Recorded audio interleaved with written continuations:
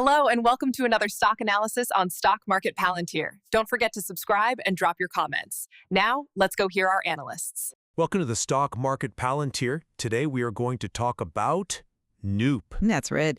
We are zeroing in on New Pacific Metals, ticker NEWP. And this company, well, it really represents the ultimate high beta play in the silver development space. It is a fascinating stock. It's currently trading near $390, but it's defined less by its current price and more by the extreme divergence in how investors are seeing it. Exactly. The stock is riding this massive macro wave. The physical silver price has surged. It's breached $58 an ounce, which really should be sending developers like NEWP, stratospheric. And yet, counterintuitively, the market is signaling some deep skepticism. It really is. We saw short interest, so that's the total number of shares borrowed and sold short. It rose steadily from, 1.46 million shares back in August to over 2.09 million by mid-October of 2025. I mean, that's a 10% increase in bearish positioning, precisely when the fundamentals should have been screamingly bullish. And that divergence is the heart of our discussion today. The company holds assets that are just fundamentally massive. The net asset value, the NAV, is theoretically tripling at the current spot silver price, but the stock is saddled with what the market calls the Bolivia discount. Yeah. And my position is this. I believe that this discount is now fundamentally irrational. We've had powerful de-risking events. I'm talking legal proof of institutional backing, major corporate financing, and you combine that with the undeniable momentum of this silver supercycle, well, it just mandates a significant re-rating toward industry peer valuations.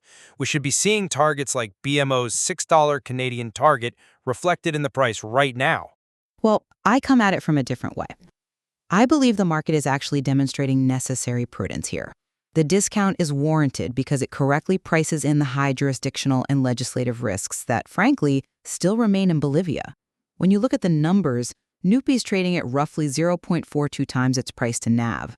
That's essentially saying the company is worth less than half of the paper value of the silver it controls. Right. In comparison, similar development peers in safer jurisdictions are trading between 0.7 to 0.9 times NAV. That 40 to 50% gap, well, that's the risk premium.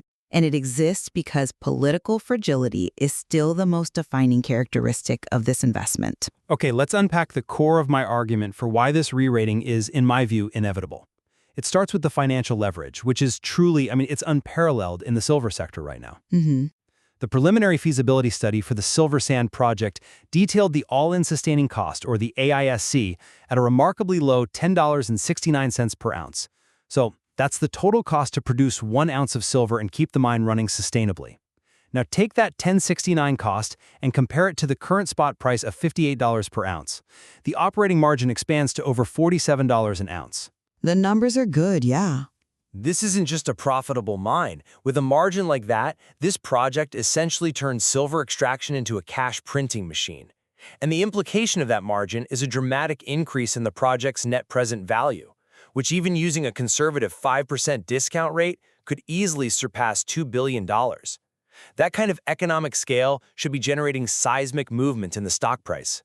The numbers are spectacular, I agree. And no one can deny the underlying asset quality or the leverage to the physical price. However, they are still theoretical. They're paper economics until the company can demonstrate a clear path to production. Well, the market just can't ignore the historical context of resource projects in this region. And while I agree that the recent de-risking event at Silver Sand was important, the risk has only shifted, it hasn't disappeared. You mentioned the Amparo ruling, which resolved the issue of illegal artisanal mining. Okay, that was a judicial win. But now we face a different beast, legislative risk. The adjacent Carangas project, which holds the bulk of the gold-rich mineralization, still requires the administrative mining contract, the AMC ratification, by the Plurinational Legislative Assembly of Bolivia. The AMC is the political final stamp of approval, and that step places the entire timeline and economics in the hands of the legislature, which is, far less predictable and harder to mitigate than a judicial dispute on the ground. That's a critical distinction. and I see why you focus on the legislative bottleneck. But the weight of the Amparo precedent proves that the institutions can function. I would argue that judicial enforcement is actually the more crucial hurdle for a company operating in a perceived high-risk zone. How so? Well, fears of resource nationalism are typically rooted in the belief that the state apparatus, whether it's the executive or the judicial branch, will fail to uphold foreign corporate contracts when local or political pressure mounts. The Amparo ruling in June 2025 did the exact opposite. The Bolivian judicial system enforced foreign corporate property rights against local interests. That precedent fundamentally alters the perception of resource nationalism for the better. It is a concrete, tangible signal of institutional stability. A signal, yes. And furthermore, we can't overlook the recent capital injection. The October 2025 bought deal financing, which brought in 40.4 million Canadian, saw strong participation from sophisticated corporate holders like Silvercorp and Pan American Silver. Their continued involvement and financial commitment signal that the most knowledgeable mining investors are confident in the asset's quality and the legal pathway. This cash runway extends well into 2027, removing immediate pressure for dilutive financing during this critical permitting phase. Okay, but if the fundamentals are so strong and the de-risking events so transformative, we have to ask why the market skepticism persists and why that short interest rose so significantly right through Q3 and Q4. Right. The data suggests sophisticated institutional players are viewing NEWP not as a standalone buy, but as a pure hedge against the Bolivia factor. They are likely long physical silver or long miners in safer jurisdictions, but they are shorting NEWP to isolate that specific jurisdictional exposure. The market is basically saying, we love the silver, but we require a discount to hold that political risk. I see that as hedging, not a fundamental disagreement with the asset. But the stock is a binary play. The immense net present value you calculate is purely theoretical until the company secures those production permits. And permitting processes in Latin America are notoriously subject to what we call timeline drift, unexpected, politically motivated delays, and that drift can rapidly erode the internal rate of return, the IRR, on a project, regardless of the spot silver price. Let's dig deeper into the actual weight of that de-risking. You focus heavily on the Amparo ruling. I acknowledge it was a powerful signal, but the political road to mining production is entirely separate from the judicial one. Exactly. The Amparo ruling was a specific legal victory against an illegal activity. The Carangas AMC approval, however, is a foundational bureaucratic requirement under the 2014 Mining Code. It must pass through the Legislative Assembly. One judicial win against illegal miners does not insulate the company from high-level legislative sensitivity. But it sets a precedent. It sets a precedent for one type of risk. In fact, the high-price environment we see, $58 silver, is exactly when national legislatures start looking at resource contracts and asking for more royalties, or introducing new approval delays, or pushing for increased state participation. The risk hasn't been solved. It simply migrated from a specific ground-level security issue to a highly volatile political one. The BMO analysis you cited may have predicted a re-rating on milestones, but this new legislative hurdle introduces uncertainty that even BMO has to factor in. Okay, I'm not convinced that the political risk is unmitigated, particularly when we look at the capital structure and financing. The fact that Silvercorp and Pan American Silver participated in the bought deal, that confirms the asset quality, not necessarily the political navigability. Let's shift the focus to how the market is actively trading this, our second point, interpreting market flows, specifically that aggressive shorting. You sort of dismiss the rising short interest, but we have to look at the mechanics behind it, especially the dark pool activity. Okay. For listeners, dark pool short volume refers to shares shorted off exchange. Data indicated off-exchange short volume ratios previously spiking between 40 and 60% of daily volume. That is highly unusual. That high level of off-exchange shorting, particularly the spiking volume, strongly suggests that large institutional players were actively manipulating the price, or perhaps more benignly, engaging in financing arbitrage. Right, arbitrage. Financing arbitrage means professional traders short the stock aggressively ahead of a large capital raise, like that $40 million deal in October, knowing the price will be depressed by the new shares flooding the market. They short high, buy the discounted shares in the offering, and then cover the short later. This behavior signals profound institutional skepticism, or at best, a short-term trade against the perceived lack of fundamental conviction about the immediate timeline. I'm not convinced by that line of reasoning because the timing suggests the institutional picture is stabilizing.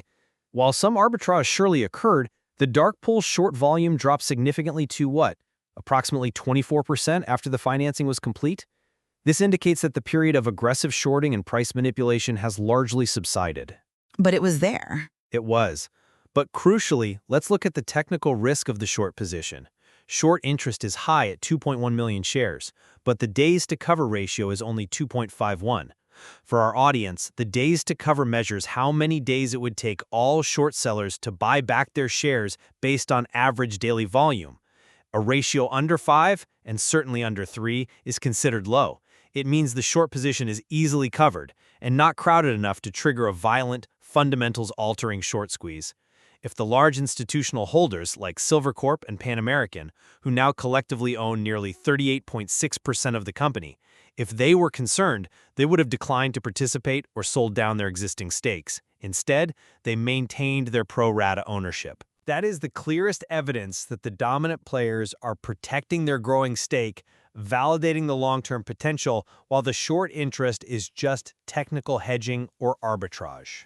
The continuous presence of the discount, though, even after the Amparo ruling and the financing, confirms that investors are prioritizing timeline uncertainty over theoretical leverage. And this brings us to our third core point: the tension between those astronomical margins and the political delay risk. And given the sheer scale of the economics, the risk-reward is overwhelmingly skewed to the upside. You mentioned Silver Sands AISC of 1069, but let's remember Carangas. Carangas has an even lower extraction cost, $7.60 per ounce. That places it in the lowest cost decile globally. We're talking about potential margins that are simply impossible to ignore in a $58 silver environment. Furthermore, because the company is fully funded into 2027, they have the luxury of patience. They do not have to rush the legislative approval process or face immediate dilutive financing risk. This allows them to navigate the Bolivian political landscape with a measured, long-term approach. And the broader market narrative, the silver squeeze rooted in the cumulative 800 million ounce physical deficit, makes NEWP arguably the single best equity vehicle to capture that explosive torque. The reward here just dwarfs the risk. That's a compelling argument based on economics, but have you considered the real-world implications of that timeline drift? The retail bull case relies too heavily on that lottery ticket belief that political issues will inevitably be solved by the sheer overwhelming value of the silver. But value on paper doesn't move legislative assemblies. But it does motivate them. It can, but you need legislative action, specifically that AMC ratification and the Silver Sand Environmental, Economic, and Social Impact Assessment, the EEIA approval, not just judicial protection. Delays are standard. If the timeline drifts by just 1 year due to political stagnation, say the AMC is deferred until 2027, that significantly changes the NPV calculation. It erodes the internal rate of return, and more importantly, it impacts shareholder sentiment. The stock could face farther deep discounts regardless of where silver is trading, because investors will demand a greater certainty of timing. That political bottleneck remains the single greatest risk to realizing that phenomenal paper value. The fact remains that we have two world-class assets, funded for the next 2 years with a proven judicial enforcement mechanism, and global macro tailwinds that are frankly unprecedented. The market is pricing this stock as if silver was trading around $24 when we are fundamentally in a $58 environment. That massive spread is the opportunity, and it's predicated on the view that the legal and financial de-risking will eventually force the market to abandon the historical fear and close that price to NAV gap. And I would maintain that complexity often requires multiple perspectives to fully appreciate. The market discount is a necessary acknowledgement that the legislative risks and the potential timeline volatility remain high. It's not a denial of the asset value, it is a pragmatic hedge against geopolitical uncertainty until that final crucial contract ratification is secured for Karangas. So I think we have covered the core tension here. The investment thesis for New Pacific Metals relies on weighing the proven economic scale and judicial de-risking against the inherent political and legislative risks of developing world-class assets in Bolivia. Yeah, and we've highlighted that while the upside is explosive given the leverage to silver prices, the market currently requires verifiable proof of legislative follow-through before abandoning that prudent Bolivia discount. I maintain that the powerful leverage to silver prices and the strong financial runway make a significant upside inevitable if the market re-rates NEWP even modestly, say to 0.6 times P/NAV.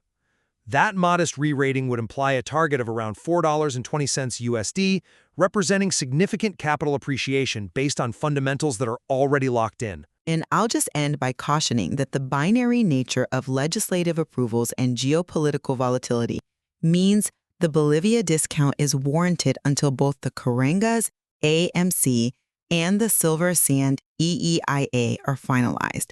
Until then, investors must recognize they are essentially purchasing a lottery ticket on political stability. Thank you very much for hearing us. Let us know in the comments what is your opinion and if you want us to analyze other stocks.